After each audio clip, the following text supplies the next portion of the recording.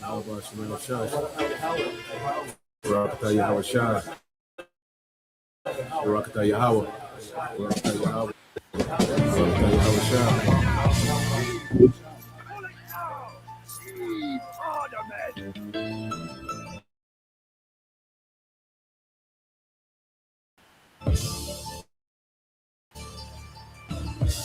And the strangers and their kings shall minister unto thee.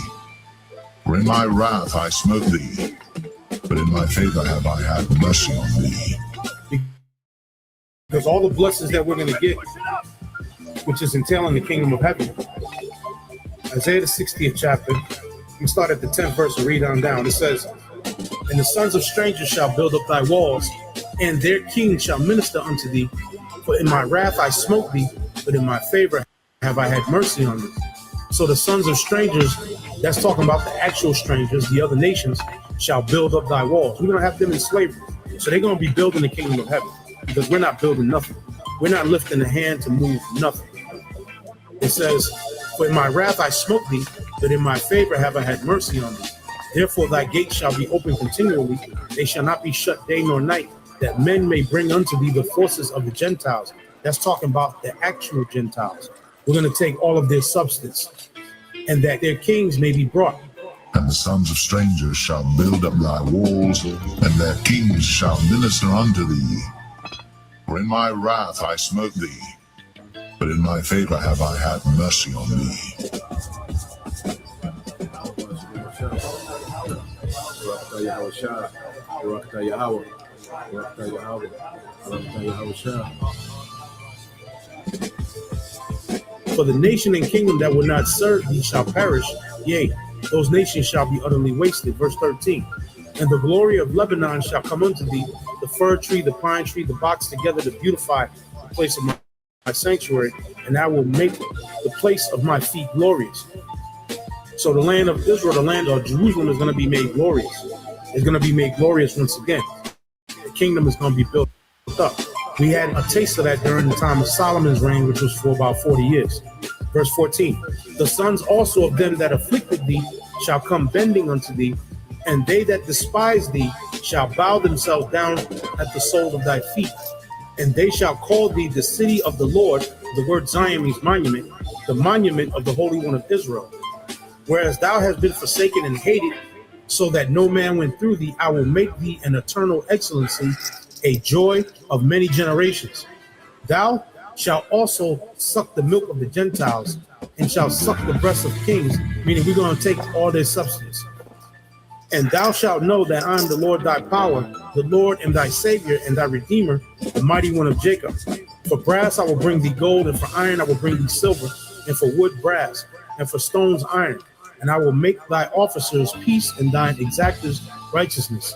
Violence shall no more be heard in thy land, wasting nor destruction within thy borders, but thou shalt call thy walls salvation, and thy gates praise.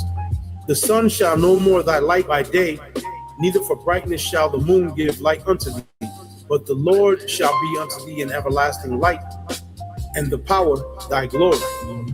The sun shall no more go down, meaning our kingdom is not going to go down. In other words, once we get back in power, we're going to be in power forever. The sun is never going to go down on our kingdom again. The sun is never going to set on our kingdom. We're going to always shine, and we're going to always be in that glory once we get into the kingdom of heaven. There's no more going back into slavery under the other nations. Esau's not going to rise back up and put us in captivity. Ham, Japheth, Ishmael, none of the other nations are going to rise up and take us down ever again. When we get on top this time, we're going to remain on top. Neither shall thy moon withdraw itself, for the Lord shall be thine everlasting light, and the days of thy mourning shall be ended. So no more mourning, no more crying, no more vexation of spirit, no more weeping, no more hopelessness because of the condition that we're in as Israelites right now. Verse 21, thy people also shall be all righteous, they shall inherit the land forever. The branch of my planting, the work of my hands, that I may be glorified. Verse 22, a little one shall become 1,000. This is in the kingdom. So what is this talking about? We're going to have sex. Again, like I said, the 2/3 that are going to pass in this destruction The 2/3 are going to come back through the 1/3 that make it. The Lord said, 2/3 shall be cut off and die, and the third will I bring through the fire. It says, a little one shall become 1,000, and a small one a strong nation. I, the Lord, will hasten it in his time.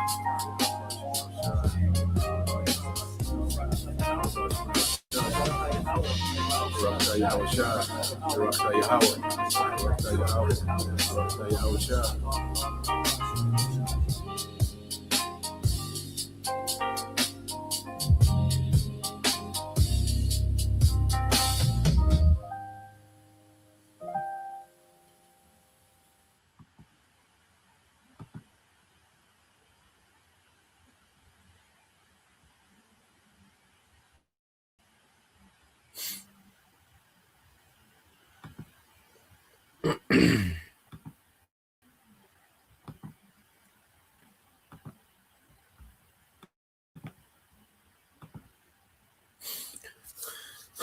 All right, Shalom. First and foremost, I would like to give all praise and glory unto Yahweh, Bahashem, Yahweh Shah, Bahashem, Rakakadash, and double honors unto the apostles and the elders of GMS who rule well, teach well, being great examples towards younger brothers, and peace and blessings and salutation to the hopeful elect out there pushing his word and truth and in sincerity across the four winds in the name of Yahweh, Bahashem, Yahweh Shah, pushing to get up out of here. Shalom to the hopeful elect, the believers, the listeners who have came back to the obedience of the scriptures through faith in Yahweh Bashim Al Shai.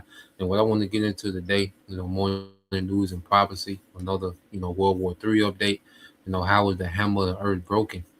Okay, which we know the hammer of the earth to be Babylon.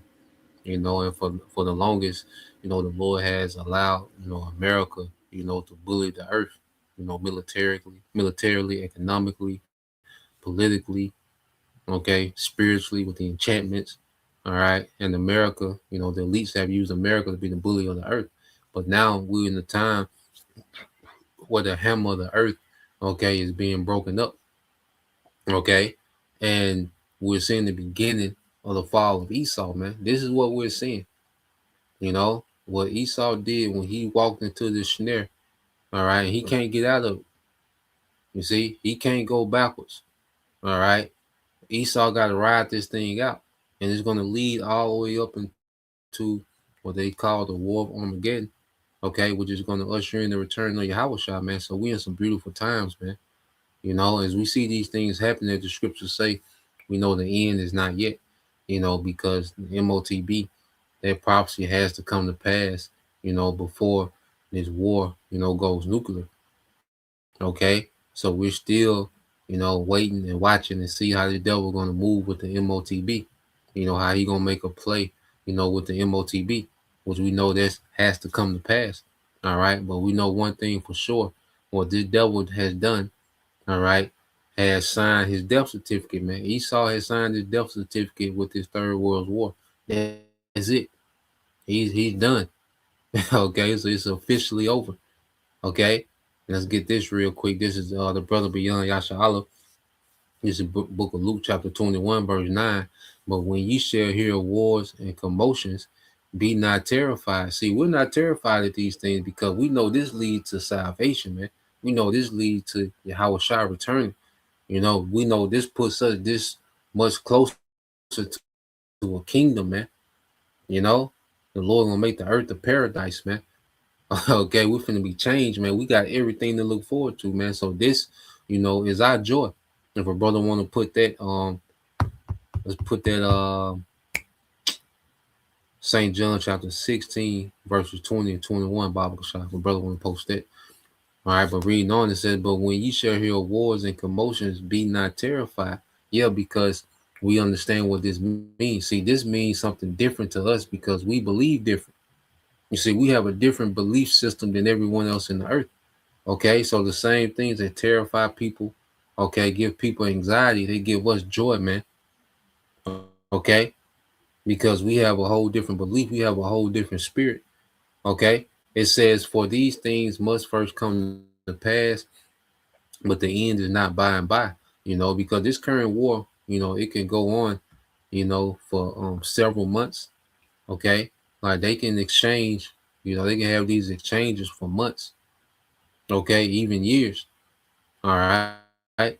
You look at, how much um, damage has been done to Ukraine by Russia. That's been going on close to 4 years now. Okay.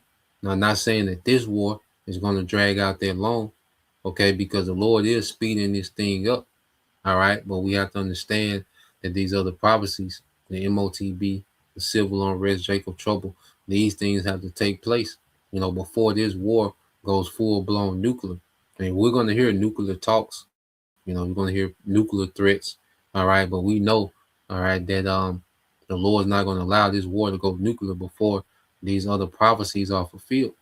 Okay. So we're still on the watch, all right, on how the devil is going to move. And another thing too, why everyone is distracted, you best believe the devil, he's rolling things out for this NWO, man. Okay, things are being rolled out for this NWO. Okay, but at the end, he's going to lose. The NWO is going to fail. His war, he's going to lose the war. Okay, all these heathens are going to be judged by Yahweh Shai. So the Lord is wrapping everything up, man. Okay. So he's pushing Esau to just go with all his moves. You know, he put the spirit on these small hats, all right, the least of the flock, to make America fight, man.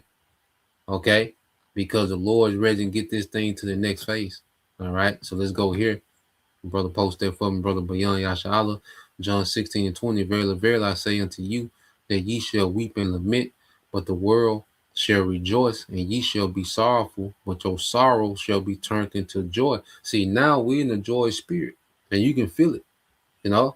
And brothers, you can tell brothers, hey, got a joyful spirit in these times, man. From the apostles on down, man, there's a spirit of joy. Like we've been saying, we up. This is everything we need to happen.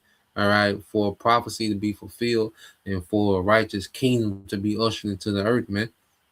You know, Yahweh Shai is finna come and wage war in righteousness, man. So the spirit of war that's needed, man. You see, that spirit of war can see when one thing about war, see all the bullshit stop mattering. Don't matter like that. Whenever we go into war, see all this little bullshit, all this little goofy shit don't matter no more. Everybody gets serious. Everybody starting to tighten up. Okay? All this playing and joking. See, when the war happens, hey, now this stuff don't matter anymore. Okay? It's a different spirit in the earth whenever war jump off, man. Especially when this war got global implications, man. Okay? The stakes are extremely high. Okay? But as people are, terrified, okay, we're rejoicing, man. Our sorrow is being turned to joy. Prophecy fulfilled turns our sorrow into joy, man. You know, it says, a woman when she, verse 21 says, a woman when she is in travail have sorrow because her hour is come. But as soon as she is delivered of the child, she remaineth no more in anguish. Okay, so what we're seeing when you finish this is that for the joy that a man is born into the world. So our kingdom is being birthed into the world.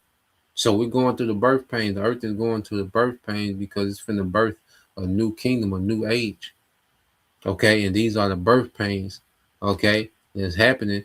All right, before the birth of a new kingdom, an empire. That's why Yahweh Shai, when he comes through, this atmosphere, when he comes through this realm, the earth would say the heavens open up. Like a woman to have a child, where she opens up. All right, to have that child, Yahweh Shai coming into this realm, is that it's gonna be an opening. You see, and it's because when Yahweh Shai comes into this realm, that's the birth of our kingdom, man. And what we're going through now is the birth pains.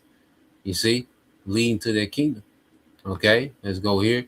It's the book of Luke 21:28. The brother warriors of Yahweh Shai 144, it says, and when these things begin to happen, then look up and lift up your heads, for your redemption draweth nigh.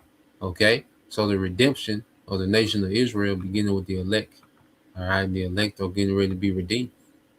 Okay, we're about to be redeemed, man. Our brothers are, we endure, but there's no doubt that this fourth quarter, man, this the closeout. Okay, when you go to Psalms 73, In 17, it says, until I went into the sanctuary of the Most High, then understood I therein. Surely thou didst set them in slippery places, thou castest them down into destruction. And see, we understand the scriptures, so we know this is the end of Esau. This is his end. Everything that this devil, his agendas and what he wants to do, and Agenda 2030 and sustainability goals and all these. See, he finna fail. Nigga, you not finna accomplish none of that. Okay? This is your end. See, we can look at this and see this is the end of Esau. Okay? But the most of the world, they look at this like this just another war. Okay? Because they're used to America just being at war all the goddamn time. So they just look at this as another war.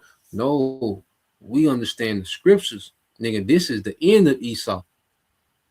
He not gonna recover from this one. You see? This nigga not gonna recover from this one, man. Okay? He gonna get him a few highlights, within the war, but other than that, man, he's not gonna recover. Okay?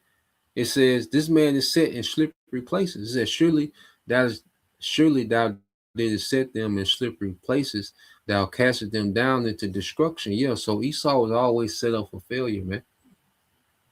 Okay? This man was set up for failure. All the moves that he was making to put himself in power, well, those same moves are now working against him. Okay? Now the Lord is not allowing him, all right, to maintain his kingdom through the sword. Okay? His enchantments are getting weak. You see? So this devil, he only got a few moves and he's out of there, man. He's in the place of failure. Okay? He's going to lose this war. Okay? The MOTB, he's going to, make this thing mandatory. And when he makes this thing, and even the Lord allowing him to get so far, okay, to the point to where he makes this thing mandatory, that's it.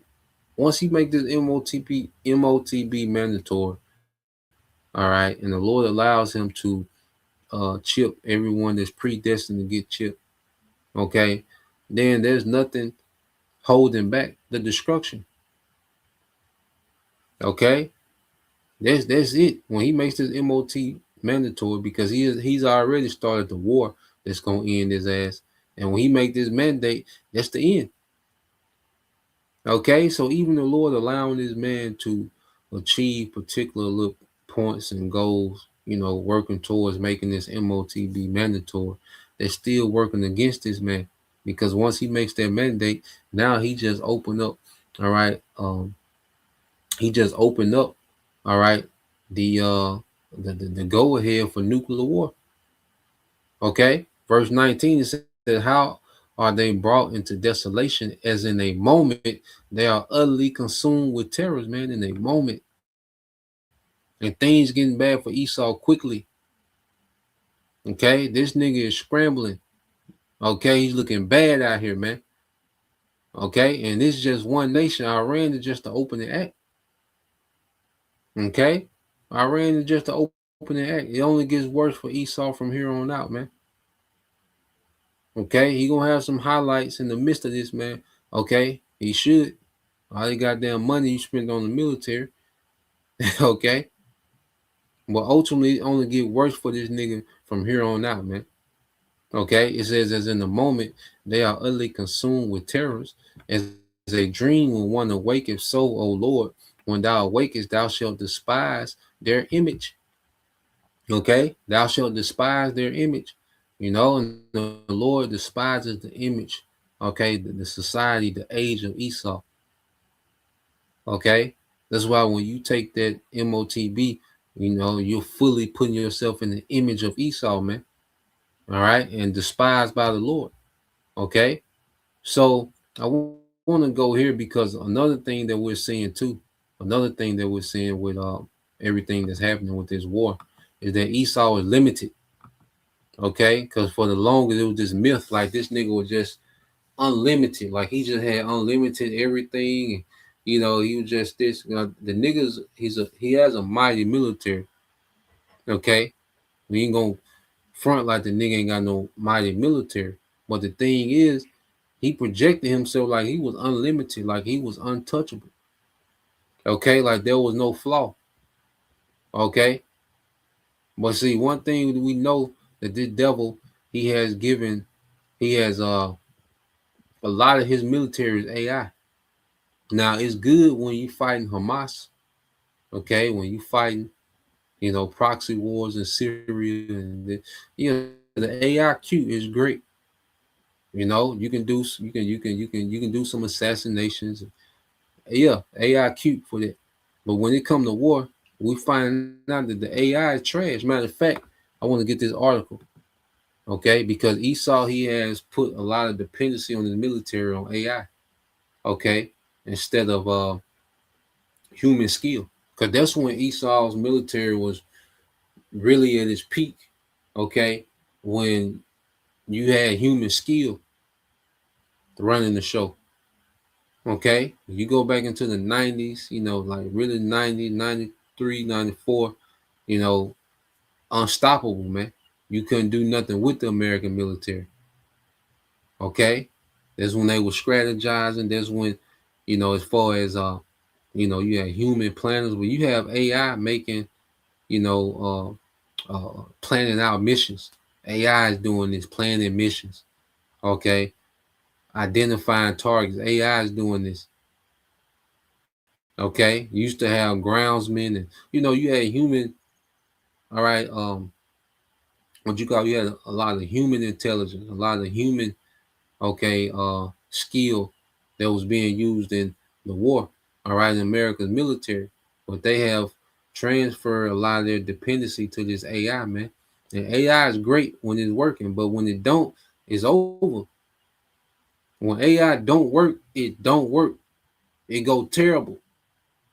You see? So it's great when it's up and running, but when it don't work, it go terrible, man. And see, AI not gonna win this war, man. So you have here it says our employs painted decoys to mislead U.S.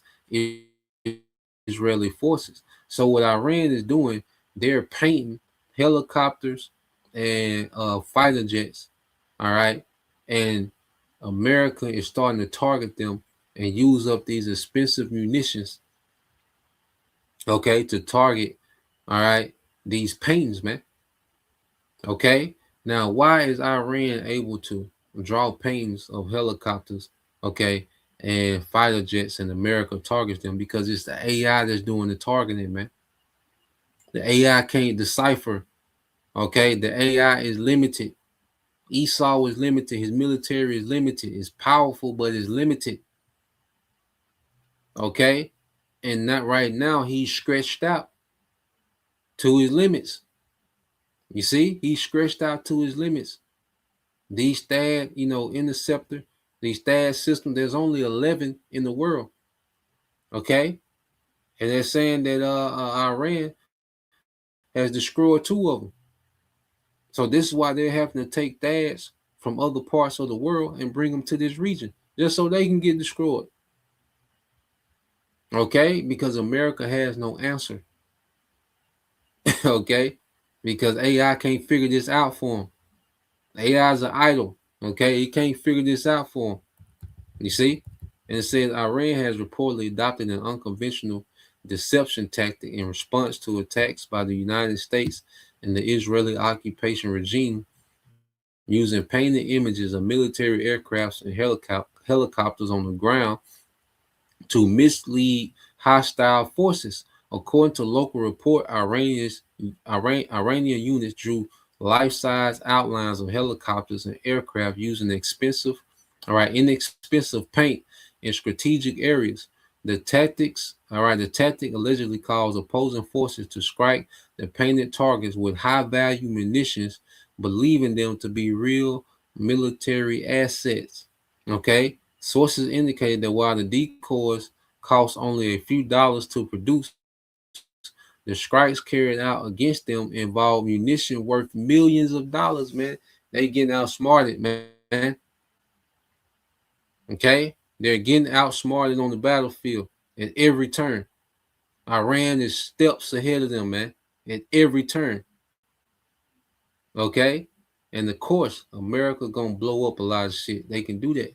Okay, but strategically, they're getting destroyed. They're getting humiliated, man. Okay. As of course, Iran gonna take some losses. There's gonna be a lot of civilian death. It's gonna be a lot of destroyed infrastructure. It's a war. They're going back and forth. And at the end of the day, all these nations are being judged. So the Lord got these nations judging each other through war. Okay? But you see that Iran, all right, is strategically, okay, way ahead of America strategy wise, man. Okay? Because the AI can only get you so far, man. Now you in the real war. Now things are happening too fast. See, this whole thing with AI is because this is another thing too. This also is confounding this idol of AI because even the AI that we don't see, they say, okay, well, they got the AI we don't have. Well, you don't think the military got the best AI possible, and it's being deceived by paintings on the ground? Okay, the AI got the best military possible.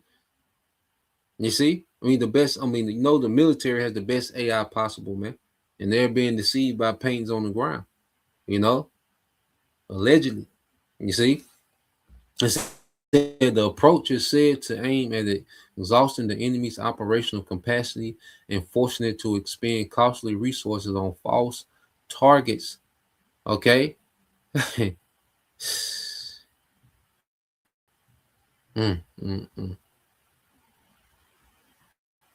Let's go from there, man. So I want to go here because, and of course, Esau got a lot of things because see, in this war, what we're seeing is going to be a lot of new weaponry introduced to the battlefield. This just beginning. This just the beginning. Why scripture say this is the beginning of sorrow. This is just the beginning.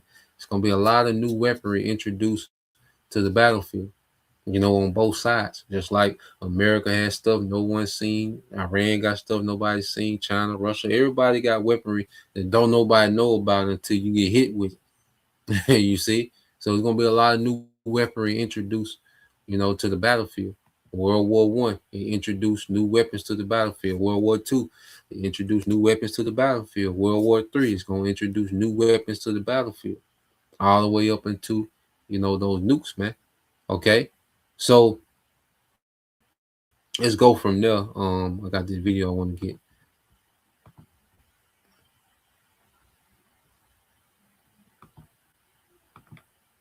Because this American military is limited, man. It's mighty, but it's not all powerful. Okay. Let me see. Yeah, here we go. So let's play this.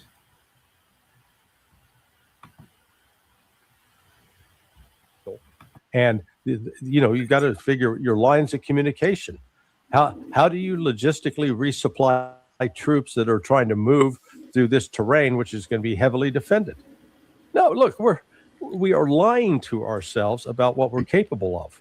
And let me just, we got another benchmark to look at.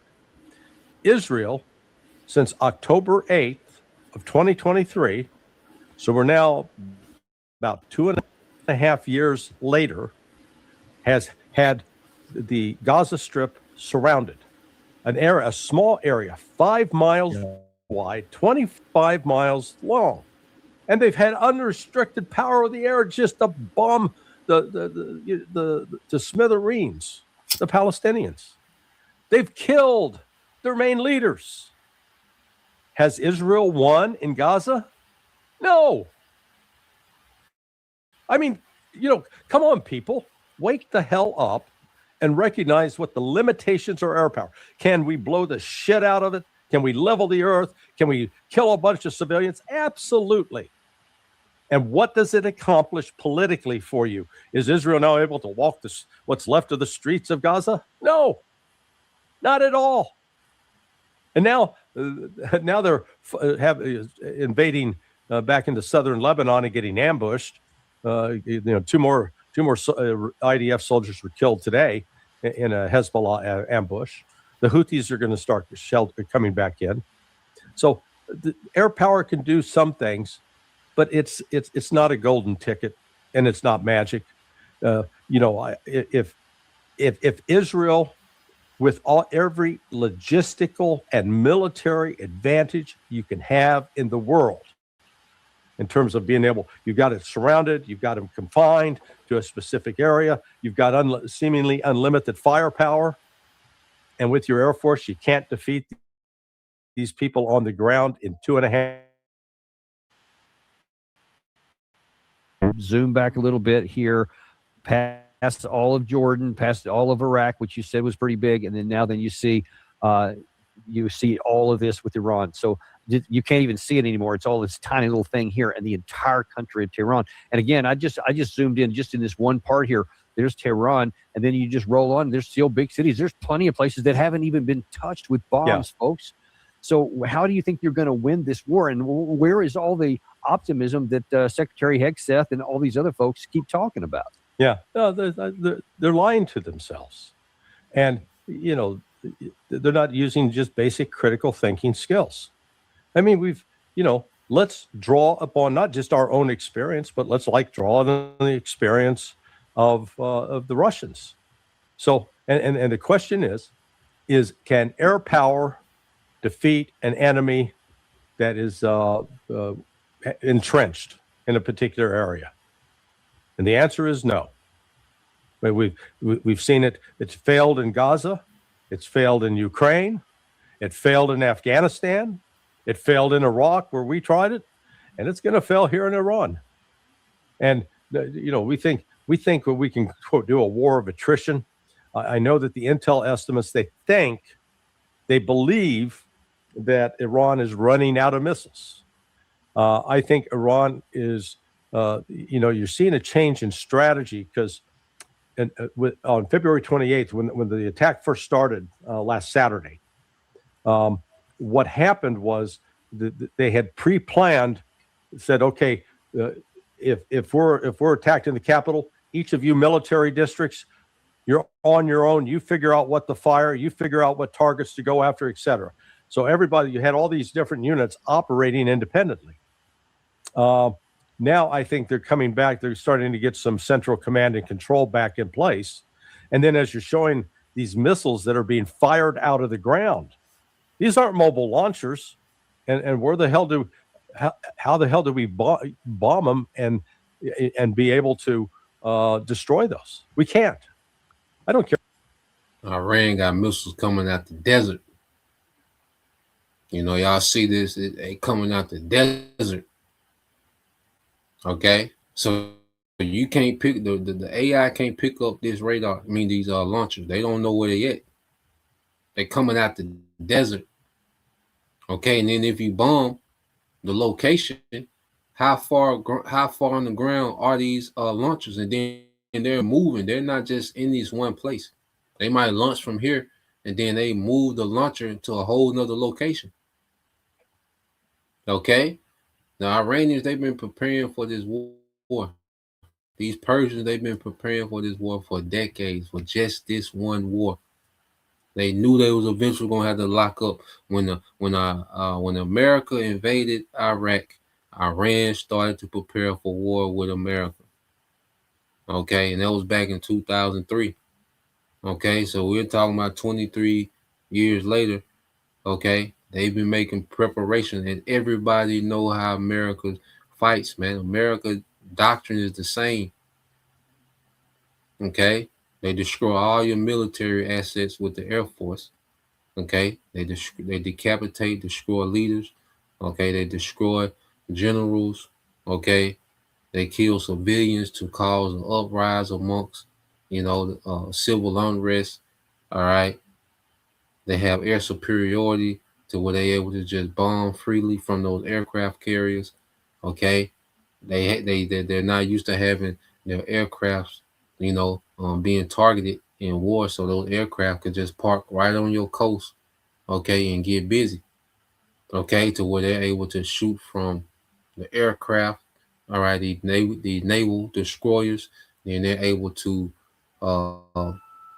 launch these airstrikes from the aircraft carriers, and then they used to having all these allies around the country that they're fighting, that they're able to use their airspace and their airstrips, you know, to refuel, okay, and go on missions. So everybody knows how America gets down. So what has happened? These nations have customized and modified their militaries just to fight America, not to match America, but to fight America. Okay, because you can't match America aircraft for aircraft, Navy for Navy. Okay, you can't do that. Okay, so what they've done, they made it to where America, all right, is not able to get as close up on you. Okay, that's why these ballistic missiles keep those aircraft carriers way at bay. Okay, and this is why Iran been striking these these Gulf Arab states. Okay, because they allow America to use their airstrips in their airspace. Okay, so now it's putting pressure on them. Okay, to see that they're not protected by America. So it's like, why do we even deal with them? Okay, so what we're seeing is just decades of preparation for this one war. Okay, and that's why there's so many steps ahead because America don't change their doctrine. They do the same thing. Small hands, they do the same thing. Okay, and it's not working this time. All right. Or how many To B2? me, that was I had never seen that until we found that video. I guess yesterday or maybe this morning, where there's not even you can't even see a hole. You know, Yeah. there's no sign at all. And how many of these? I mean, do you have any sense how many of these things do you project that there are in Iran? I would project at least 10,000. Oh snap! I wasn't expecting that high of a number either. That About 10,000. Okay, that's how they're able to fire upon so many targets at one time. You know, and that's just an estimation, give or take. You know, he ex CIA, so he know a little bit now. You know, like Scott Ritter, um, Larry Johnson, Douglas McGregor, they have a lot of intel, but they don't know, um, you know, the exact amount on either side. They don't know what all America got. They don't know what Iran got, but they're very familiar, and they got sources. All right, that's on the inside on both sides. All right, but we'll never know what each side got. But the fact that the speculation, 10,000 of those launchers, okay, 10,000. You see, that means they're able. They can stay. This means that they can send 10,000 on Iran at one time. I mean, on Israel at one time. It'll be done. Israel will be done. They sent the 10,000. All right, if they sent the 10,000 missile strike package, drone and missile package. All right, if they sent the 10,000 drone and missile strike package to the small hats, it's over. Okay, but they've been reserving themselves for America, and that's why they're prepared for the long haul. Okay, Iran is prepared for a long war. Okay, and what they've done, they overwhelmed those missile defense systems, and they opening it up for Hezbollah to join in, and they're opening up for the Houthis to join in. Okay, but they're opening up the air defenses. All right, so they don't have to waste. All right, so much missiles and drones. Okay, to hit one target. Now they're able to hit more targets with less missiles. Okay, so now they're playing the long game, the efficient game. Okay, America is doing what they always do, shock and awe. We just gonna blow up hospitals, schools. We're gonna go on the news and say, that we're winning and we're depleting everything and they're almost finished. You're gonna hear that same lie probably for weeks and months, however long this thing go out. You know, so let's play this some more. that's going to be a real problem. Yeah, yeah. No, it's when you look at the video of these the Gary's showing right now. Okay, these are underground missile cities. Just start counting. These go on for miles, not a few hundred yards, miles. Why? Because they started dealing with this during the Iran-Iraq War, or the Iraq U.S. sponsored Iraq War, and then with the continued threats of the United States over the years, going back to when it really intensified in 2005. Iran's taken steps to not only have a place to store missiles and launchers, but also manufacturing capability. So it's beyond the capability of most of 99.9% of U.S. munitions. There might be some bunker busters that we could potentially destroy, part of a tunnel. But again, these stretch for miles. These are not in just one isolated area. Larry, So Iran got those missile cities, man. Okay, you go back to it, and like you say, these stretch for miles. Just the missiles. All right, none but ballistic missiles, man, drones. These and the manufacturing is on the ground. So they're making these missiles as their lunch. So now that they've opened up, all right, those defenses, okay, and America is running. That's why they got to go get another THAAD. If those other THAADs were still operating, they wouldn't have to go get another THAAD. Or if those two THAADs that were there were sufficient, they wouldn't have to go get another one. Okay, which that's gonna make the South Koreans feel some type of way. Okay, it's gonna make Taiwan feel some type of way because you're removing this defense. Because they what scripture say, what you treasure, that's where your heart to be, and and America treasures these small hats, man. Okay, like Eliyahu woman said, the small hats are the pimp, America is the whore. Okay, so the whore is doing the bidding of the small hats, man, and it's going bad. Okay, and it's gonna go from bad to worse. All right, so let's go from there. So because Iran now they're able to, because now that they that they slacked up on the volume, of strikes and missiles, they're able to replenish because they got manufacturing. Remember, America can only produce 96, okay, of these the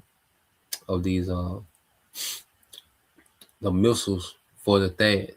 Okay, so those THAAD missiles, which they intercept, incoming missiles, they can only produce 96 a year. Okay, even Mark Rubio said himself, which he don't know the for sure numbers, but he's speculating that Iran can produce 100 missiles a month. Okay, so if I can make 100 missiles a month and you can only make 96 interceptors a year, the math don't math.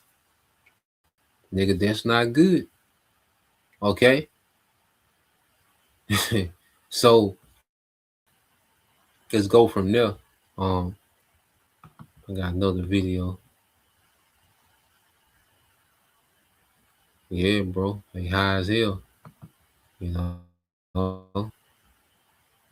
Which the thing with America, they got the blank check. Okay. But see, they don't have time. Time ain't on their side. It's like, nigga, y'all should have did all this before the war. Okay. See, the preparation that America should have made before the war, now they trying to do it in the war. It don't work like that, nigga. Y'all late. These niggas on top of y'all head now. Okay, they on your head. You ain't got time to do all that now. Okay? Because while you gotta go way, nigga, you gotta go way to the South Pacific, come back. You know how many missiles gonna hit by the time you get back? Nigga, this is terrible, man. This is Isaiah 31 and the 1. It says, let me see. I started at 3. I'll just get to the point.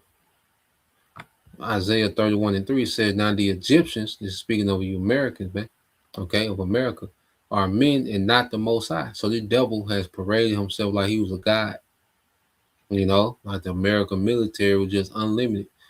Trump said that the other day. See, Trump said, nigga, we got unlimited munitions.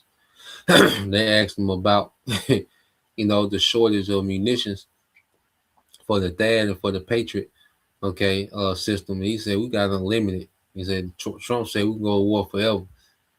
Okay? Nigga lying. Okay? And you know he don't know what the hell going on. And it says, now the Egyptians are men and not the Most High, and their horses flesh and not spirit. When the Lord stretch out his hand, both he that helpeth shall fall, and he that hoping shall fall down, and they all shall fail together, man. So America is allies, all right. Every one of them finna fall, man.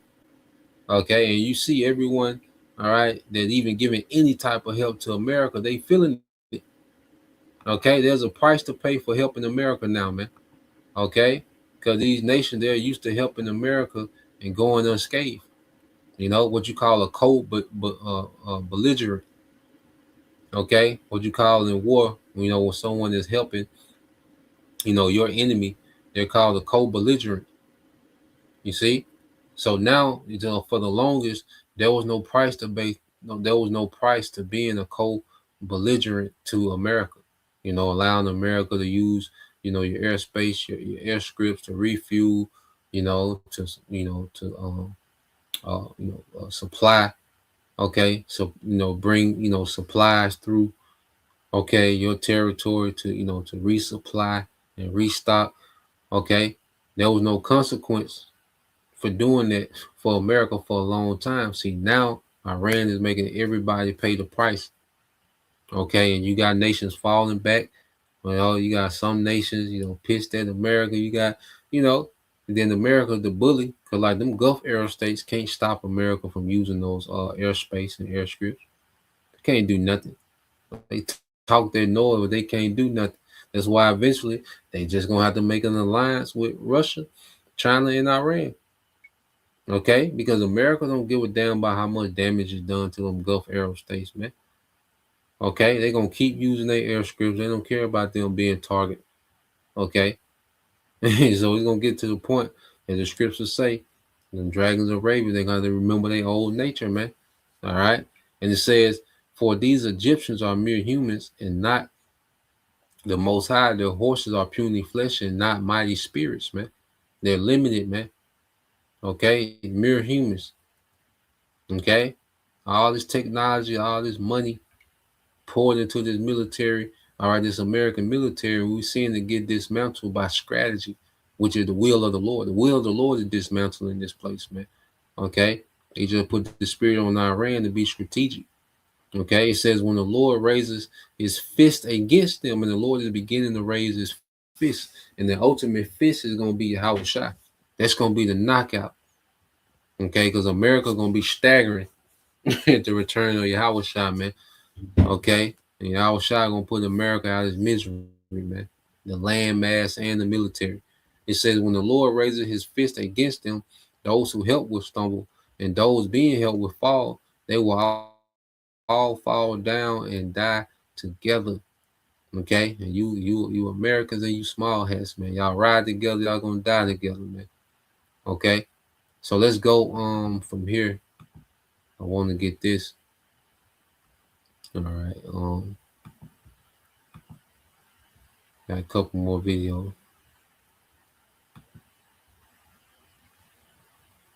So now you have, let me see.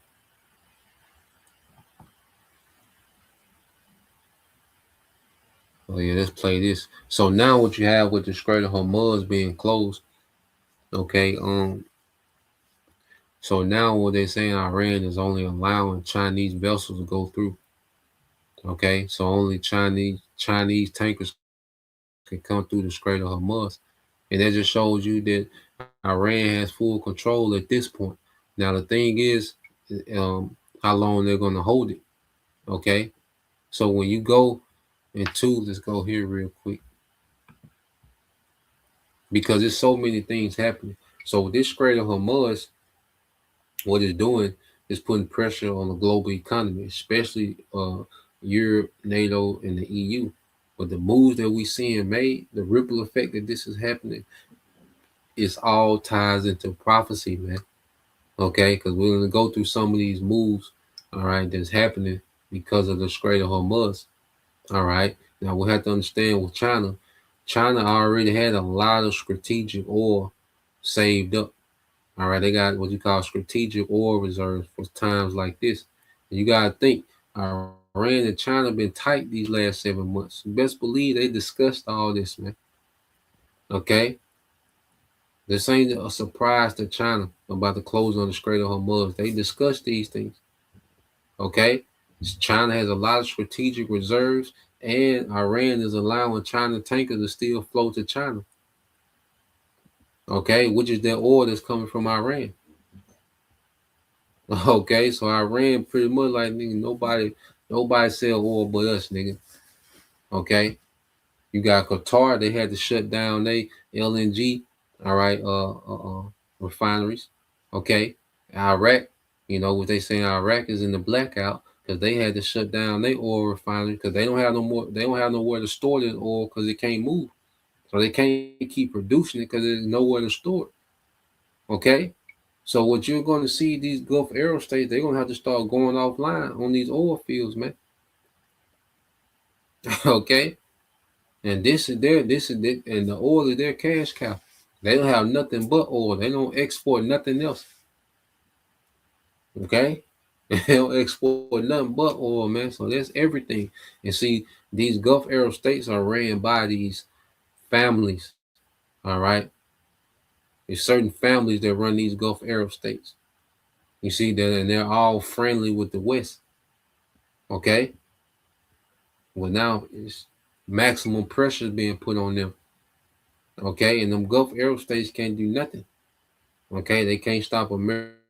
They just in the mix because they can't stop America from making them a target by using their airspace, and they can't stop Iran. All right, for beginning to destroy their infrastructure, man. Okay, so let's play this.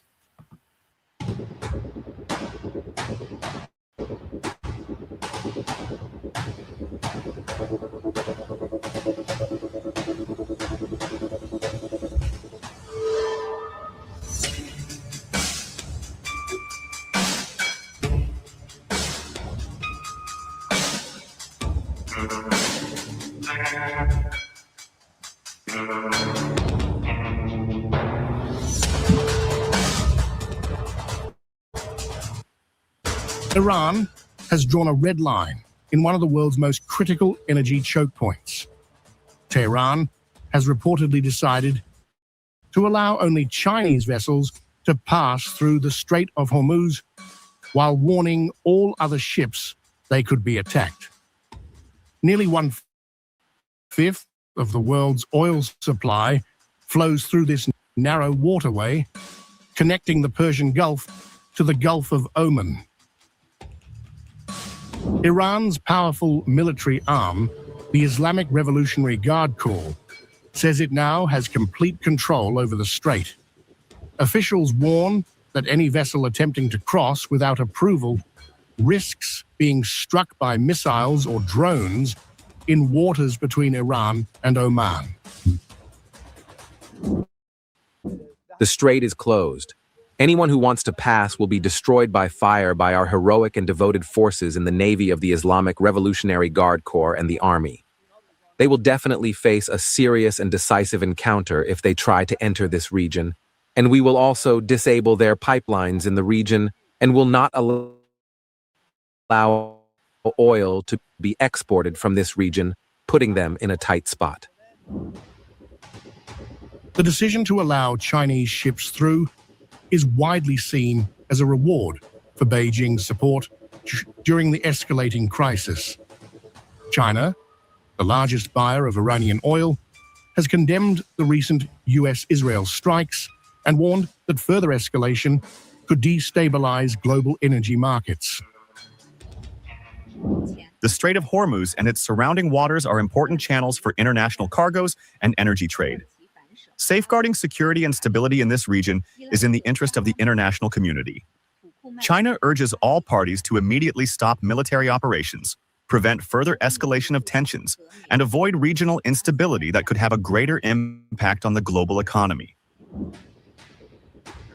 Washington has responded sharply to the growing threat in the Gulf. US President Donald Trump says the United States to guarantee the free flow of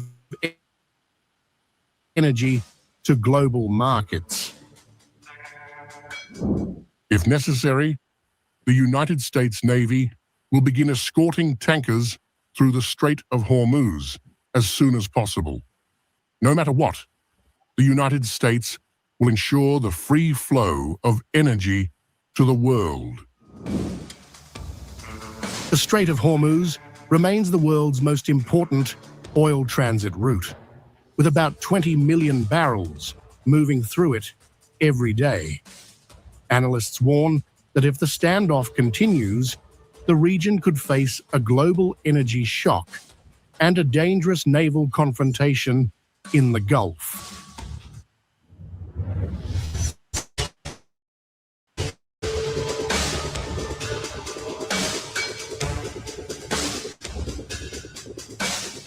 Yeah, man. And see, well, also too, because America is the empire, all right, and what Iran is exposing is that America can't fulfill their duty as an empire. Because one thing when you're the empire, one of the things that you're responsible for, because you're the empire, so you have other, all right, governments that's under your, all right, jurisdiction. You have other governments, okay, that you're the overlord. So you have to ensure, all right, safety. Because one thing about being a vassal to an empire is supposed to guarantee you safety and trade. Well, these nations are seeing, well, America can't guarantee safety and trade. Nigga, you not an empire. If you can't guarantee safety, security, and trade, you're not an empire. Okay? And that's another thing that Iran is exposing with America. Like, nigga, they can't guarantee, they can't back up these agreements that they make with y'all, with trade or with safety, man. Okay? So let's go here. I want to play another one dealing with the Strait of Hormuz and showing you how Russia, okay, is benefiting, and also how this is making Russia and India tighter as well. Okay, which there's the kings of the East. Okay, so let's go here. Let's play this one.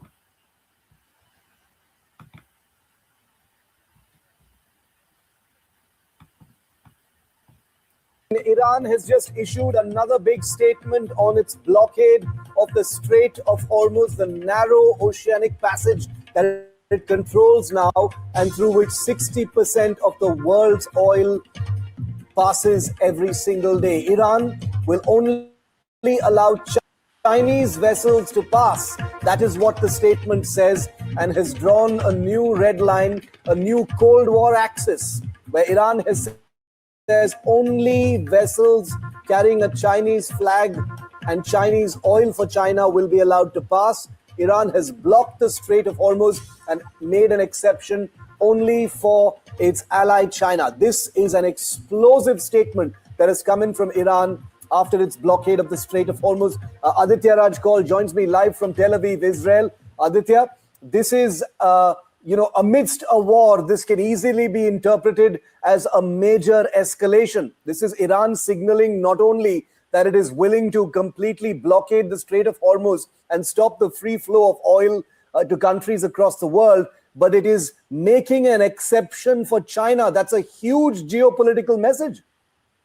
Well, it's a huge geopolitical message. It's a major statement coming in from the Iranian side that only Chinese vessels and oil tankers will be allowed along the Strait of Hormuz. Now, already Iran had issued a statement that they will not allow any other country to pass through the Strait of Hormuz. There's a complete blockade that's been announced.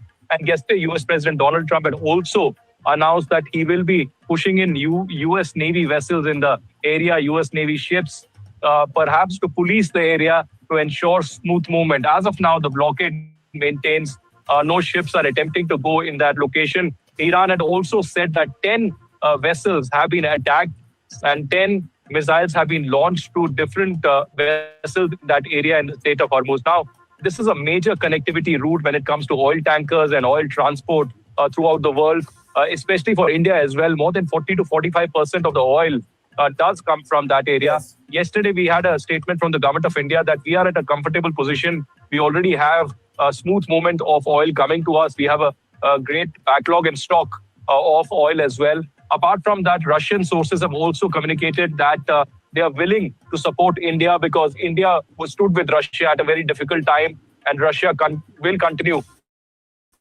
to increase the oil flow towards India. That's also a big statement coming in. But amidst this kind of a turbulence in the Middle East. So Russia, all right, because India, you know, they receive like 45% of their oil from the Strait of Hormuz. Okay, and Russia has said, look, we're gonna up our oil shipments to India. Okay, because India, you know, they helped Russia. They bought Russian oil when America put those heavy sanctions on Russia. Okay, in India, they were still buying Russia. Okay, so now Russia's telling India, like, look, we just gonna up our shipments, and then India said we got a pretty good stockpile. Plus, Russia gonna up the shipments, you know, so we should be, you know, India should be good. But then what did they do? Okay, that tightens the alliance between India and Russia, man. Okay, China, okay, Iran is tightening their alliance, man. You know, war make bonds. You see, and these nations are being bonded together in this war. All right, and the kings of the East, okay, they're starting to align more and more. Okay, and it's gonna be Russia that's gonna lead them across their Euphrates, man, to Megiddo, Armageddon. Okay, and what Iran is doing, they're see, Iran is opening the door. Okay, by uh uh Iran, you know, taking down all these missile defense systems, and you know they're taking down all these military infrastructures in their region. They're opening their region up for invasion, man. Okay, as the scripture said, what happened? You see, so let's um let's go from there. Uh,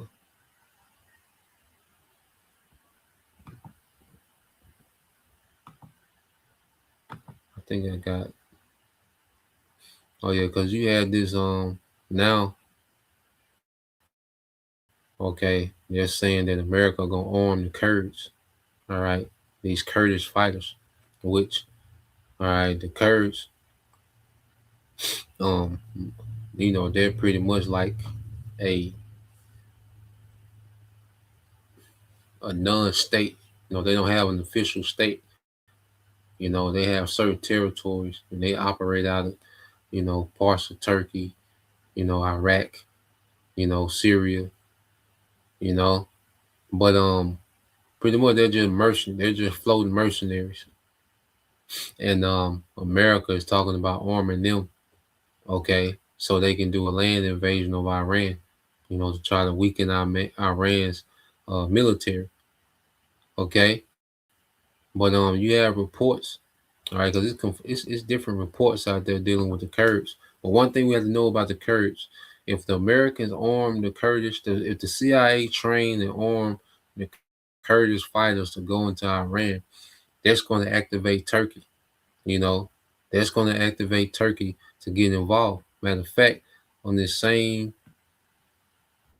I want to play this. I played it yesterday. I want to play it again. Uh, let's go back here because Larry said in the end, he asked him about the Kurds. So let's play this dealing with the Kurds. You know, when they're saying the Kurds gonna be trained and armed by the CIA, by America to invade Iran. Well, listen to what will happen if they do that. Combined between IRGC and the existing army, and then let's call it the paramilitary force. You know, that's why Russia provided 28 attack helicopters to Iran. They're prepared for this. They knew this was coming. And who's going to help Iran fight those Kurds? Turkey. Who's going to help Iran fight them Kurds? Turkey. Okay, so now you have reports. Let's go here. You know, because some reports say that you had an attempted invasion, okay, on Iran by the Kurds, okay, and all of them were neutralized, unalive, okay, all of them, you know, according to reports. So it's speculation that there's already been an attempted, okay, invasion of Iran, okay, by these Kurdish troops, okay. So let's play a little bit of this, all right. But just as the scriptures say, Golmar and all his bands, Togomar and all his quarters were just speaking of Turkey. Okay. Um, let me see. Thought I had it. Okay, here you go. So let's play a little bit of this. Iran is sending a message. No one crosses the line. Hundreds of fighters, armed Kurdish units moving from the Iraqi frontier. A bold attempt to open a new front against the Iranian state. Officials in Washington and Tel Aviv confirm the movement. Militants pushing toward Iranian territory, hoping to stretch Tehran's forces thin. But Iran says the gamble failed spectacularly. Iran's Islamic Revolutionary Guard Corps, the feared Islamic Revolutionary Guard Corps, claims it crushed the incursion. According to Tehran, every US-backed Kurdish fighter who tried to enter Iran was neutralized. The Iranian Ministry of Intelligence says separatist units attempting to infiltrate through the western border suffered heavy losses after intense fighting. And Iran isn't stopping there. The IRGC says it struck militant bases across the frontier in Iraq, targeting Kurdish strongholds inside the Kurdistan region.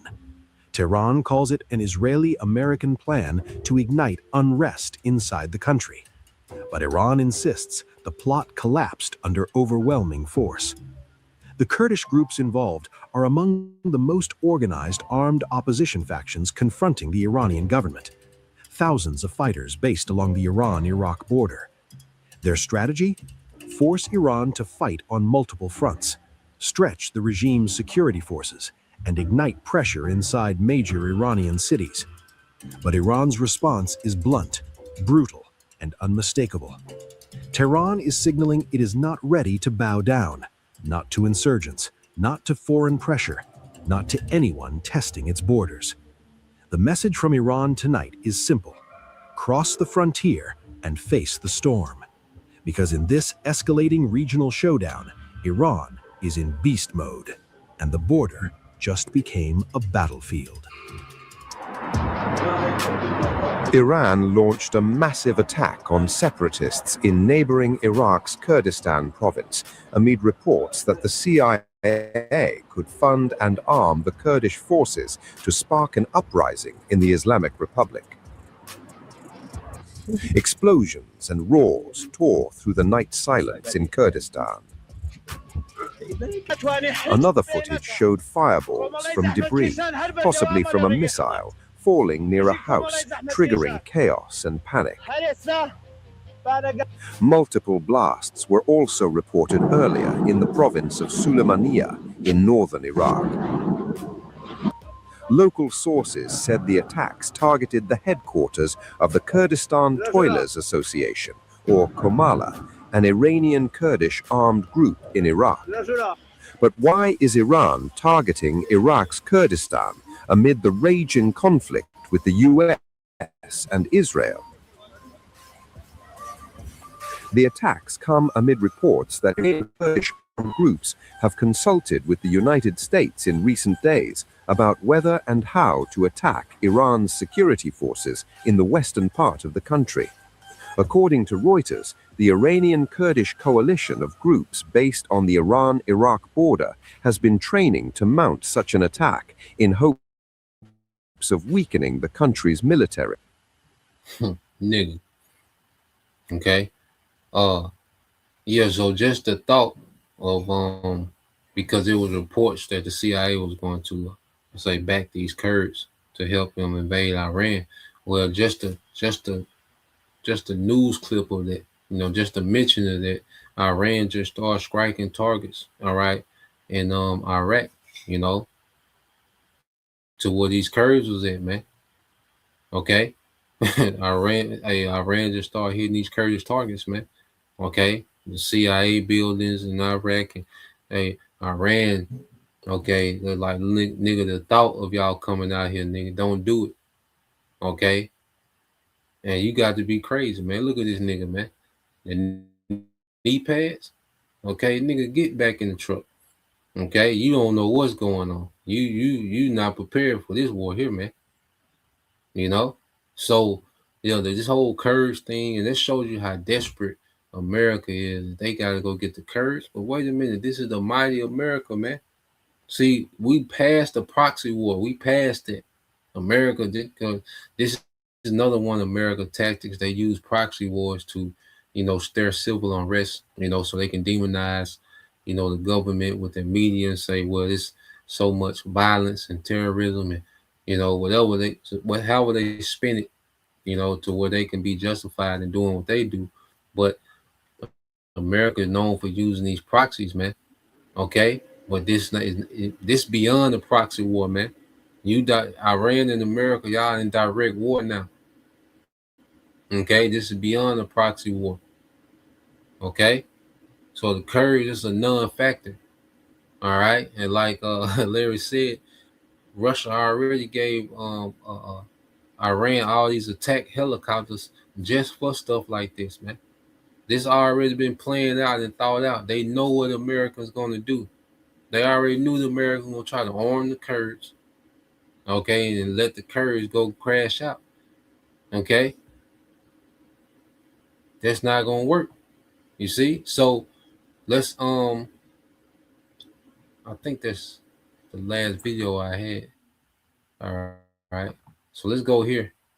Okay, we're seeing the wheel of Yahweh Shema Shah play out, real time. Okay, and the Lord is getting ready to break the hammer of the earth. So let's get that in Jeremiah. And dealing with, the Navy, dealing with Iran Navy and American Navy. Now America has the far superior Navy than anybody.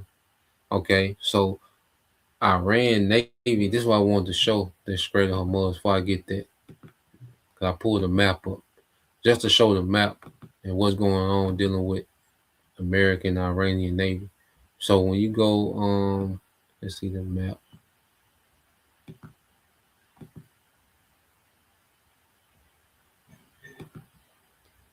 So when you go into the map of the Strait of Hormuz, all right, now this the Strait is circled right here. So you got Iran on this side, Iraq, it borders Iran.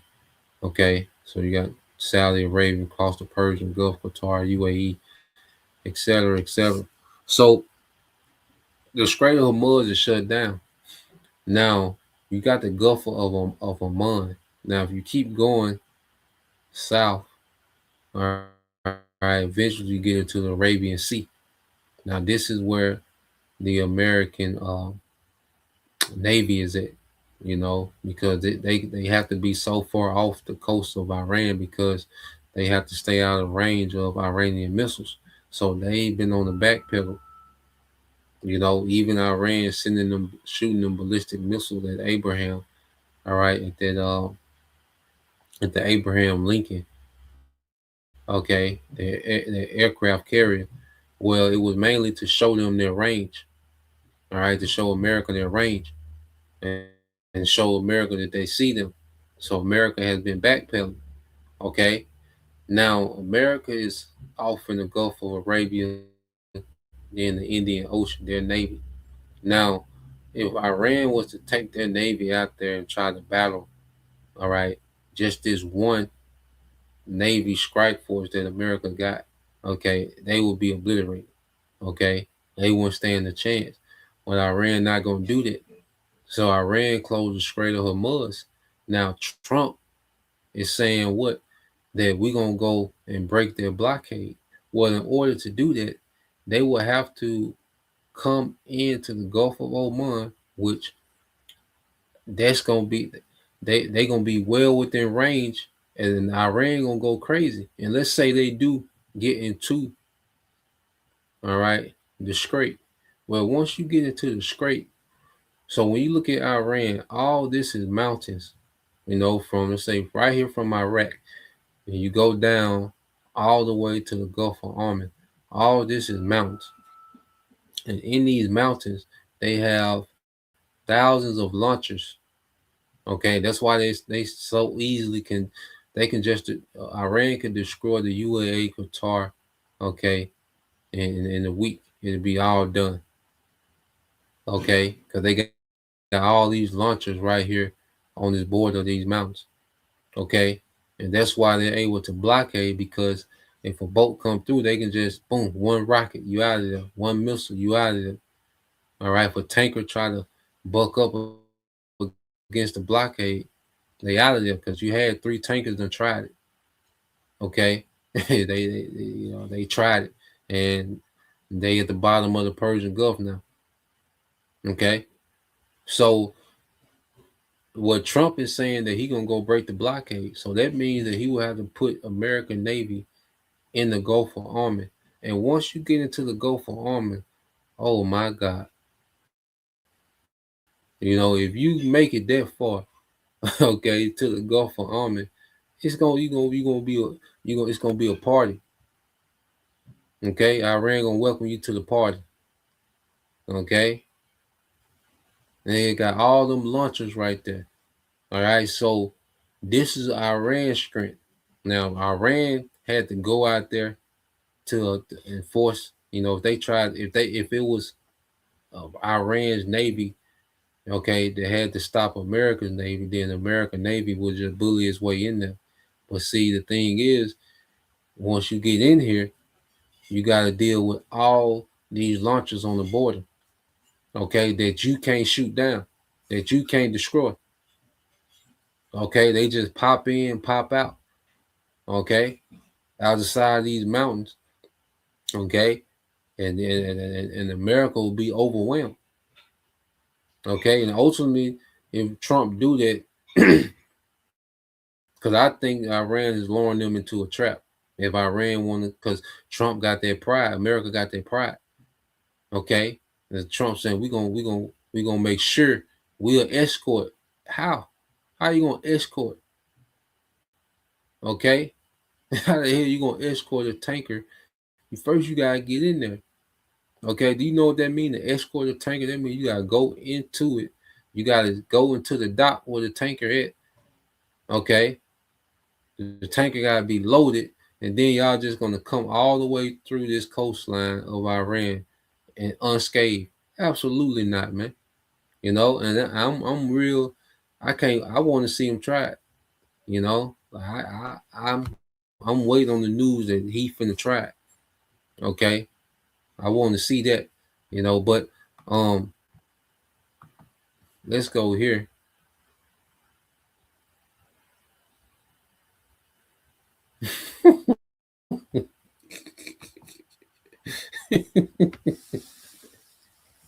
Yeah.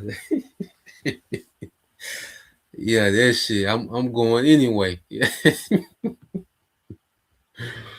Yeah, man. I would love to see that, man. So let's go here, man. America just walked into a trap, man. Oh boy. Let's get this in Jeremiah.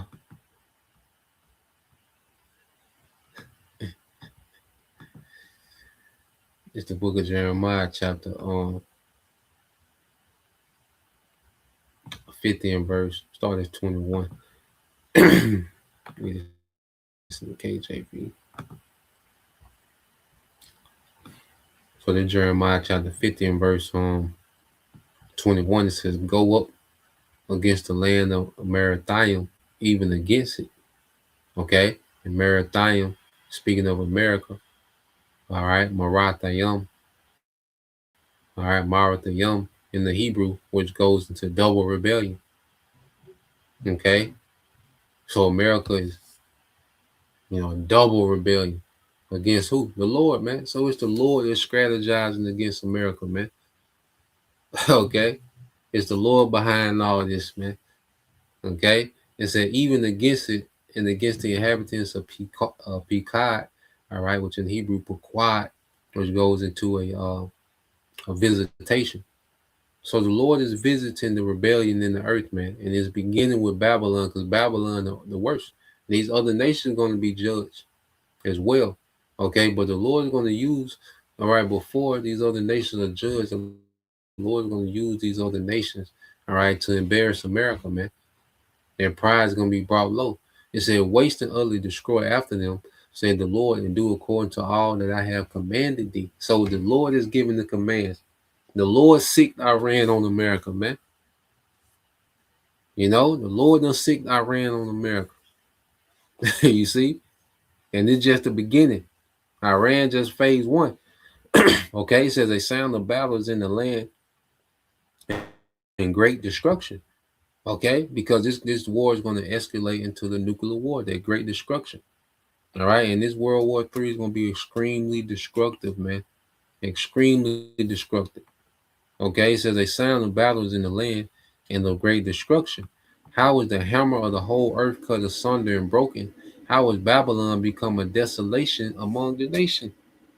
Okay, how has Babylon become a desolation among the nations, man?